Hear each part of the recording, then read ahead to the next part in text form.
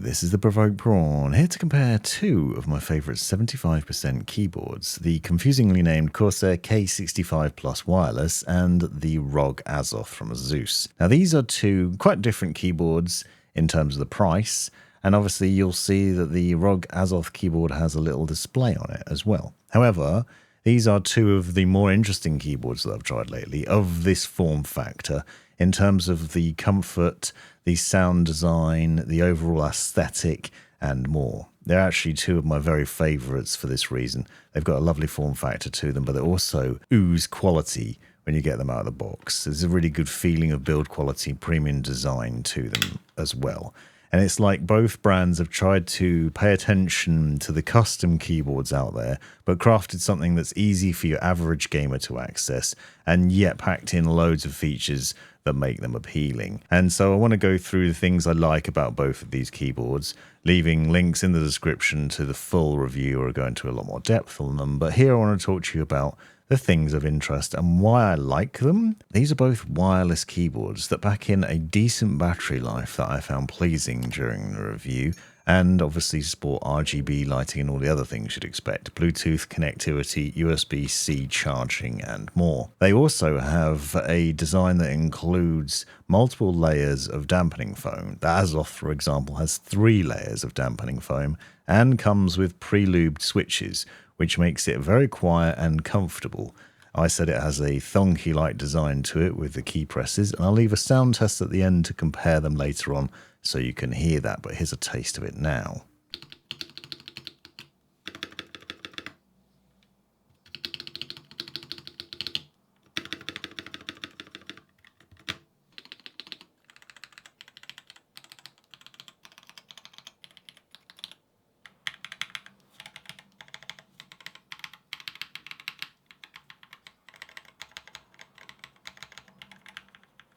Like the Azoth, the Corsair K65 Plus Wireless also has pre-lubed switches, dampening foam, and stabilisers on various keys across the keyboard.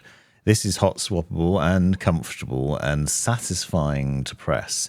And that's the thing that I like about both of them. Both of them have a really good actuation and a comfortable typing feel, as well as a good overall experience. Now, they don't have the features that you might see on other gaming keyboards, like rapid trigger, optical switches and things like that, but they do have removable switches so that you can take out the standard pre-lubed switches and swap them with your own.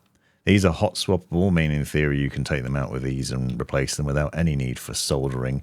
And obviously there are different switches available because the Corsair one comes, for example, with pre-lubed MLX Red switches, and ROG offers 2 different kinds of switches with various different specs available. Now, the Azoth comes with its own little kit, which allows you to take the switches apart and includes a lube, the brush, the tool for doing so, and the ability to then lube them up some more if you want to. So the nice thing here is they come lubed, but if you're not satisfied with it, you can obviously take them apart and lube them up some more, or you could obviously add more lube over time to make them smooth. Now, this is the sort of thing that custom keyboard people like to do, creating your own keyboard, crafting it and going to that level of detail, but it does take some time, so not having to do it is also nice. I, however, have gone through the process of switching the switches on both, just to talk about the experience of it. And there are some differences. You'll see that you can obviously swap out the switches on the K65 Plus Wireless as well, and I did opt to do this, although I did find the standard switches to be more than satisfying enough. You can also see when you remove the space bar that is stabilised on both ends, and there's foam padding there as well. The same is true with the Azoth. And it's these little details which actually make quite a difference on both keyboards. It makes them much more comfortable, less thunky, and less chance of rattling and those annoying noises that you'd hear from cheaper keyboards, and means you get a much more pleasant gaming experience. So the highlights to these are almost certainly the ability to customize the boards if you want to, but the fact that they have the sound dampening foam as standard and that you can easily remove the switches makes it nice. You can see that as standard, both keyboards have 3-pin switches, but are able to take 5-pin, so you can customize them with a variety of other switches available, and you can just swap them out at your leisure. And so you have choices of what to put in there. You can see a variety of switches that I've chosen to use here and plenty of options. Now, I said that both feel premium. You can see the K65 Plus wireless is 940 grams, while the Azoth is over a kilo in weight. These are significantly heavy, and I think that speaks volumes to the build quality and the overall design of them. There are some downsides. The Azoth's RGB lighting isn't as bright as the K65, for example, and the K65 Plus wireless lettering doesn't shine through quite as well, which I know some people aren't a fan of. You do have onboard controls for both of them, and obviously the display on the Azoth will show a variety of things. It can also be used to give temperature readouts for your CPU, for example. It has a multifunction button up there, which, to be honest, I found a little bit finicky and fiddly, and the display, obviously you can only see if you've got the keyboard at a certain angle, so it has limited use. I kind of think displays on keyboards are a bit gimmicky. Similarly, the placement of the delete button on the K65 wound me up a little bit, and the volume wheel's okay, but it doesn't have the programmability that you might like to see. Otherwise, you can program both keyboards quite well. The Corsair has a number of additional layers of key presses programmed into the function buttons, for example. Press the function button and you can access a variety of different RGB lighting effects, and you can also program macros within iCUE software, whereas the Azoth has on-the-fly macro recording. So both of them are quite customizable, and you can do a lot once you set up the software and the controls there.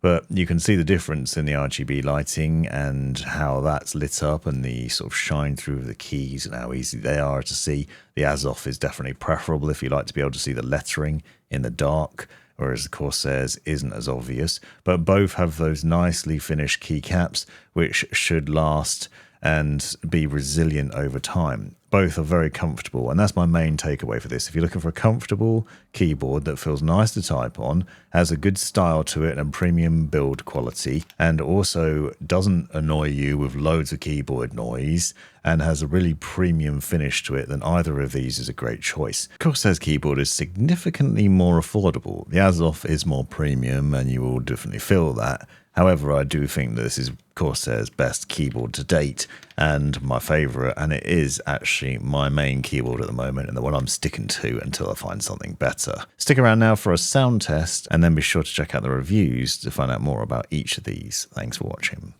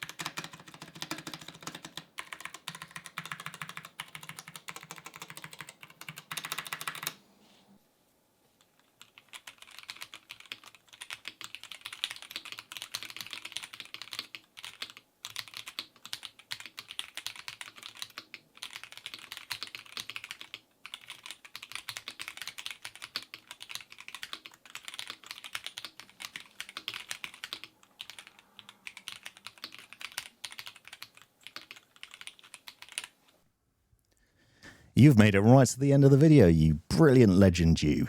If you've enjoyed it, click that subscribe button, give me a thumbs up, and drop me a comment down below if you've got any questions.